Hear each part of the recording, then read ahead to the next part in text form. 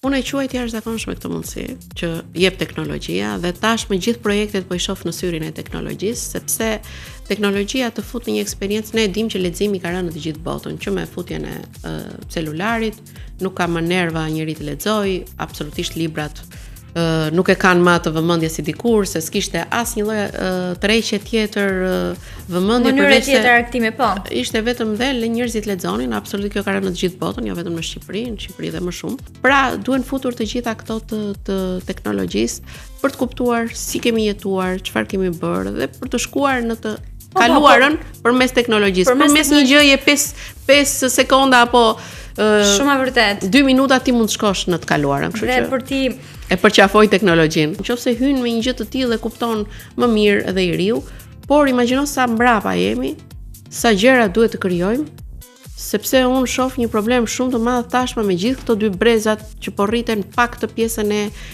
informacionit në muzeume. Janë mbyllur muzeumet, ke Muzeun Historik Kombëtar, klasat e kishin detyrim të shkonin që nga fillorja deri në të mesme disa herë.